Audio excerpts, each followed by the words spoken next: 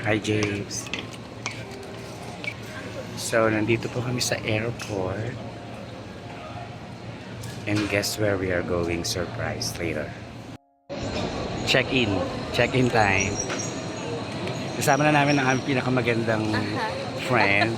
Pero syempre, kami ni James yung mas maganda. Oo, syempre. Sumabay ka na.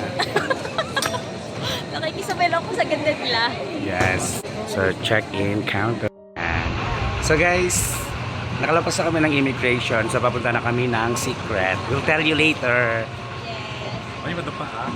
Nakakaloka. Siyempre kakain muna tayo bago tayo lumamyerda.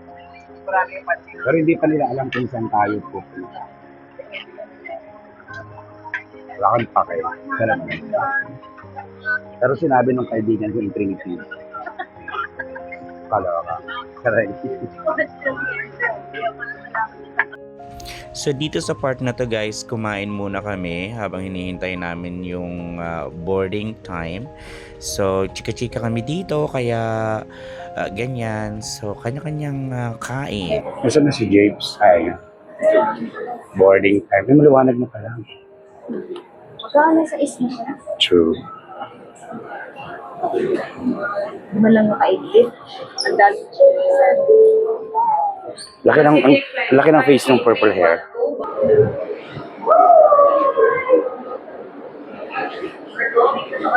Totoo na to guys. Hindi kami na-hold sa immigration kasi magaganda kami. Except, chareng. 36. Ha? Sa likod ko. G. G and H. Saan ang G? Oh. Doon ka sa gitna. Sa gitna ka, friend. Ba't kasi humiwalay ka sa amin?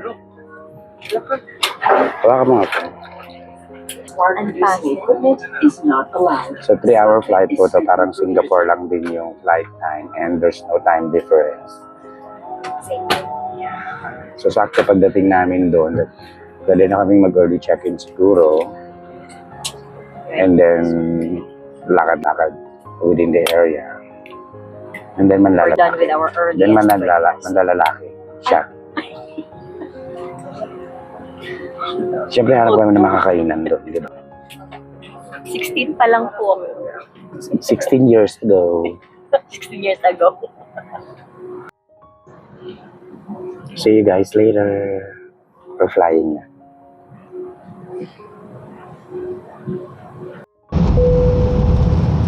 Take off na guys.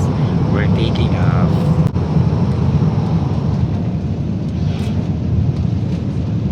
Umuulan guys. So traffic mamaya sa Astraf Road. We just landed here in Taiwan. James. He's so busy, I'm gonna slap him. Yes, we just landed here in Taiwan, guys.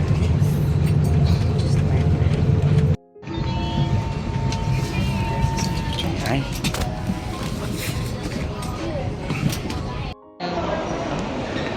Taiwan. Yes, so guys, nandito na kami, nakalampas na kami sa immigration. So dito sa part na to guys, bumili kami ng EC card. So ito yung magiging gamit namin for transportation or pambili ng mga food sa mga stores na nag-accept ng EC card payment. So loloadan mo lang siya and then you can use it until of course magamit mo lahat. So napaka-helpful nito when you travel to Taiwan. You need to get this one. Alright, so dito namimili kami ng magandang card. Siyempre, di ba, lakas maka-ignorante. So may iba-iba silang design. So, So, this silang will be our dalawa easy yung card. mga Ito kasama yung ko, they magiging opt to go task natin. with yung Sa parang transportation. keychain type. Ako naman yung So, ito yung loloadan namin like the and we'll normal be one. using this Yeah. sa transport services like bus, train. And nagamit ko na rin tong card na to for the first time. Yay! And ang first na paggagamitan namin ng aming easy card ay yung bus na sasakyan namin papunta sa Ximending. So, dito pa lang nabinyagan na yung easy card namin. Nakakaloka to sa uncle na Chinese. Driver yata to. Parang galing. Nakakaloka.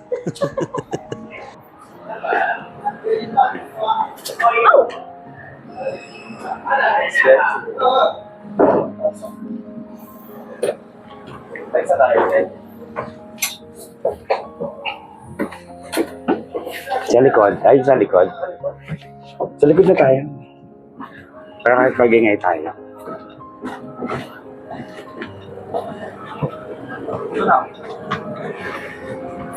Diyan ka na.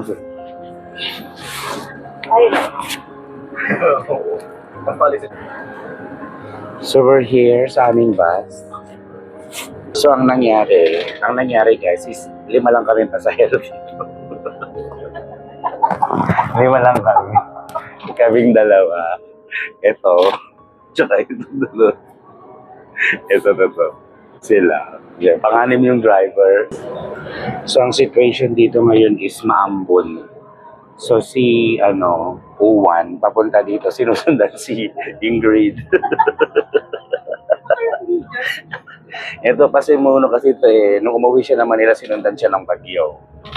Hanggang dito sa Taiwan, sinusundan siya.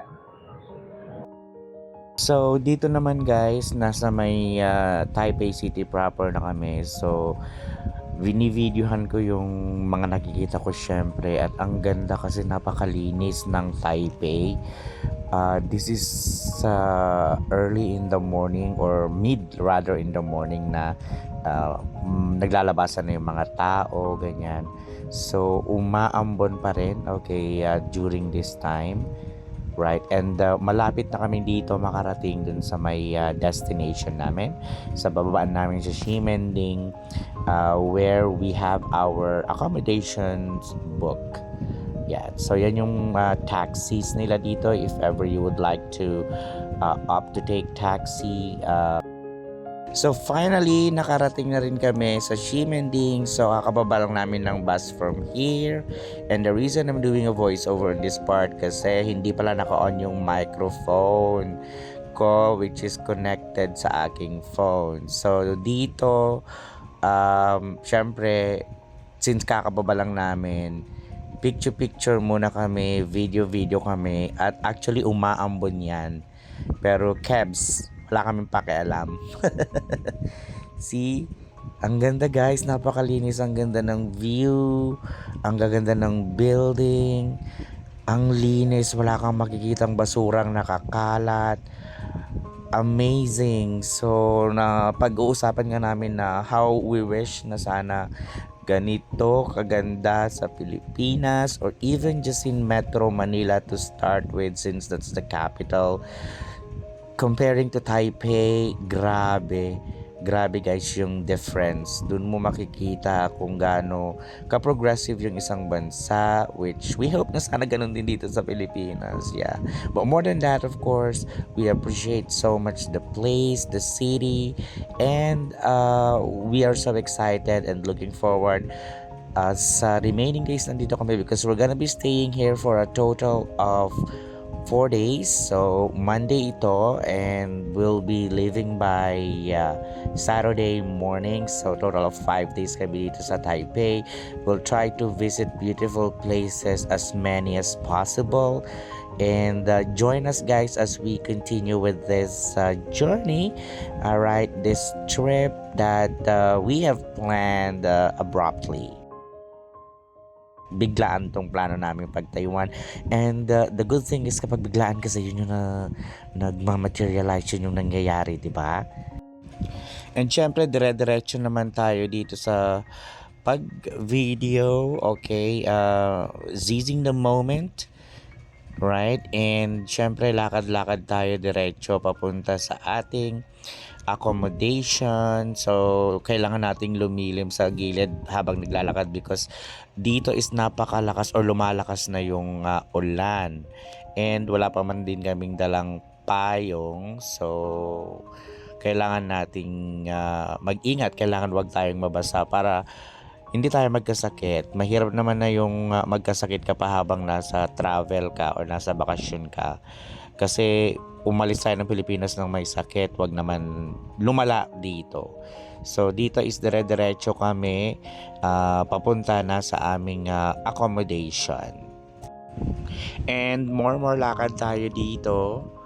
Walang kasapusang lakad habang hinahanap natin yung accommodation natin. So nasa area na tayo, we just need to find where our accommodation is. Kaya lakad-lakad lang tayo hanggang syempre mahanap natin yung accommodation natin. Sa part na to guys, malapit na tayo sa accommodation natin. Alright, so habang naglalakad tayo, nakarating tayo sa may intersection, and dito sa intersection na to, across the street, makikita mo yung isang coffee shop. At syempre, magkakape tayo dyan. But later on. So, habang hinihintay namin na mag-go yung traffic light, eto, naghihintay kami. Alright, so yan yung coffee shop na sinasabi ko. I'm sure you guys know that's the Starbucks. So, pili tayo dyan later. And finally nga, nakarating na rin tayo sa ating accommodation. So, we are checking in now. Okay, handing over our airport or passport rather, and yung confirmation of our booking. So, ang pangalan pala ng hotel na pinagtuluyan namin is Backpackers Hostel. So, dito siya sa may sentro ng Ximending. Malapit siya sa night market, which we will show you on another part of this vlog. Alright, and very accessible siya sa maraming kainan. Yes, so yan, natutuwa ako dito sa part na to because there is like an instruction or reminder, something like that, that's printed in Tagalog. So that's because they of course know that we're from the Philippines, so para maintindihan. Yes, and syempre appreciated natin naman yan. So nag-check-in tayo dito, right? And may simpleng orientation, what are the rules and regulations, like that. And of course, kung paano gamitin yung susi, because they have like a cutoff here that reception is only open from 9 a.m. until 9 p.m. past those hours. Okay, kailangan mong gamitin yung keycard to get out and in of the hostel. Yes. So from here, tapos na kami mag-check-in at kailangan na naming umakyat sa aming kwartos. So nasa may 3rd floor yung room namin, and the bad thing about here is that walang elevator. So we really need to walk, okay, going upstairs. Pero okay lang naman dahil hindi naman ganun kataas per floor. And exercise na rin namin bilang wala naman tayong exercise on a regular day or days of our lives. So it's very cheap. Okay, yun ang maganda dito sa accommodation namin. Nakuha ko nga pala ito or we have this book through Klook. Yes. And we are of course settling our things. So kung napapansin nyo, dalawang bunk bed siya. Si Ingrid sa taas, ako sa baba niya, and then si James sa kabila, yung wala sa taas. So yes, so ito yung magiging nest namin in the next few days of our stay here in Taiwan. And after namin masettle yung mga gamit namin sa kwarto, lumabas kami para kumain. Siyempre, nagutom sa biyahe, napagod sa paglalakad, pag-ayos ng mga gamit. So lumabas kami para kumain, at ito yung restaurant na unang kinainan namin. So in fairness naman, masarap yung food. Para siyang street foods, pero may sarili silang like place or store like that. At socialing siya, medyo socialing siya. Masarap yung food. Akala namin nung una is para siyang hot pot. Okay, yun pala grilled siya. That is grilled. And there's something with the spice na ginamit nila to make every food that we ordered so tasty. So, yung kinakain namin is different kinds of meat. Alright.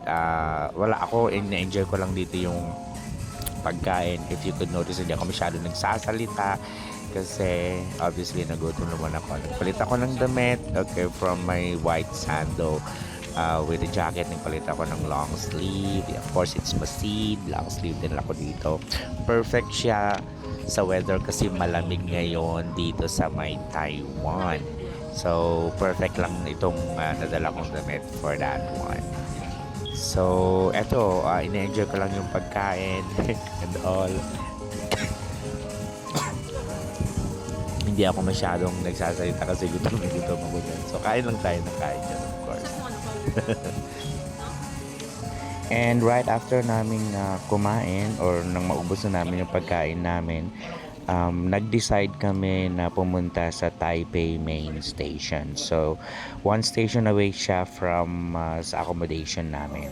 So, if you could notice dito sa Taipei main station, very popular ito sa mga 18 because dito nagbusking ang SB19 when they had their concert here in Taiwan. So, napakaganda at syempre memorable sa mga 18. And this is it guys for the first part of our vlog. Thank you very much for watching. Please don't forget to subscribe, like and share, and drop your comment here. Abangan nyo yung mga susunod na vlogs natin for the remaining days of our stay here in Taiwan. Thank you very much guys for watching. Bye-bye.